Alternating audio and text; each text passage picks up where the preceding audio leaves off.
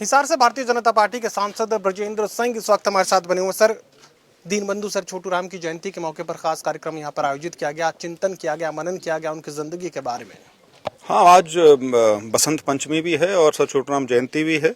वैसे तो 26 जनवरी की थी, लेकिन क्योंकि 26 जनवरी की अपनी गरिमा होती है, अलग अलग कार्यक्रम होते हैं, तो जीवन संस्था जो है जीजेयू की, इन्होंने 27 तारीख को इसका आयोजन किया और इसमें वीसी साहब आए, रजिस्ट्रार साहब आए, इसमें हमारे जो आज के गेस्ट स्पीकर थे, की नोट एड्रेस जिनका था आचार्य जी, वो आए और उसके अलावा बहुत से लोग यहाँ इस संबंध में थे और बड़ा अच्छा एक कई लोगों ने अपने बड़े उपयोगी विचार उसके अंदर रखे और मकसद तो यही होता है कि जो हमारे महान व्यक्ति हुए हैं उनको हम याद रखें और उनके जो किए हुए काम हैं विशेष तौर पे उनको ज़रूर याद करें और प्रयास करें कि ख़ास तौर पे जो नई पीढ़ी है उसके अंदर उन विचारों का प्रसारण हो सके। जिक्र अब किसानों का कर लेते हैं। गन्ने की कीमत सरकार की तरफ से बढ़ा दी गई, 10 रुपये का जो इजाफा है सरकार की तरफ से कर लिया गया, लेकिन किसान अब भी नाराजगी उसको लेकर जाहिर कर रहे हैं, क्या कहेंगे?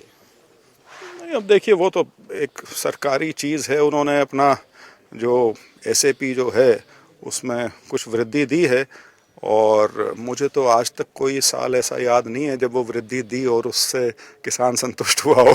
ये तो मेरा 21 साल का मेरा नौकरी का तजुर्बा है।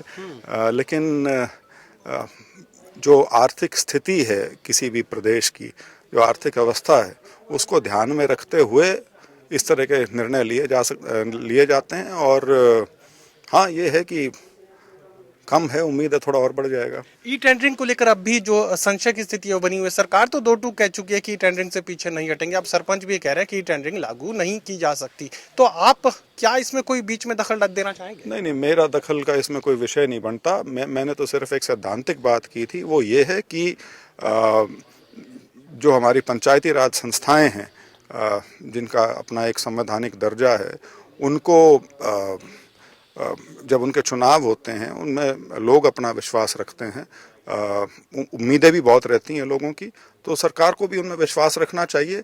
अन्यथा जहाँ तक ई टेंडरिंग का सवाल है तो वो तो बड़ी सीधी सी बात है, जहाँ पे पब्लिक फाइनेंस इन्वॉल्व है उसमें पारदर्शिता होना तो ज़रूरी है। अब मैं वीरेंद्र सिंह, लेकिन उसमें 2 लाख तो ना के बराबर है, फिर तो ना ही रखें, हर चीज का टेंडर हो जाए तो भी कोई फर्क नहीं पड़ता, क्योंकि 2 लाख में तो आजकल कुछ बनता नहीं। मैं वीरेंद्र सिंह से जुड़ा सवाल आपसे पूछूंगा तो आप साफ ही कहेंगे कि मैं प्रवक्ता नहीं, लेकिन सवाल फिर भी बनता है।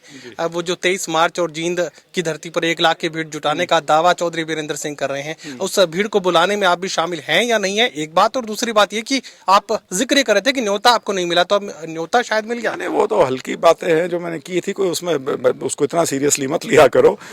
लेकिन ये जरूर है कि मैं पिछले कुछ समय से अपने पूरे लोकसभा क्षेत्र में मैं गांव-गांव जा रहा हूं और वो मैं लोक संपर्क के हिसाब से जा रहा हूं, रैली में न्योता देने की कोई बात के हिसाब से नहीं जा रहा। हाँ, लेकिन जब कार्यक्रम जब पुख्ता हो जाएगा उसके बाद वो कार्रवाई भी करनी पड़ेगी। तो अभी कच्चा पक्का है क्या? 1 साल पहले से चौधरी वीरेंद्र सिंह जी ये बोल रहे हैं कि परिवर्तन और युवा और उम्मीद, और अभी बीजेपी को संशय की स्थिति यहाँ पर साथ है कि खिलाफ है, पता नहीं। अभी योजनाबद्ध तरीके से मुझे नहीं लगता कि तैयारी शुरू हुई है, तो वो जब होगी तो जो भी मेरे पिताजी का सवाल है कि वीरेंद्र सिंह जी अकेले कर रहे हैं, क्या आप भी शामिल हैं उसमें?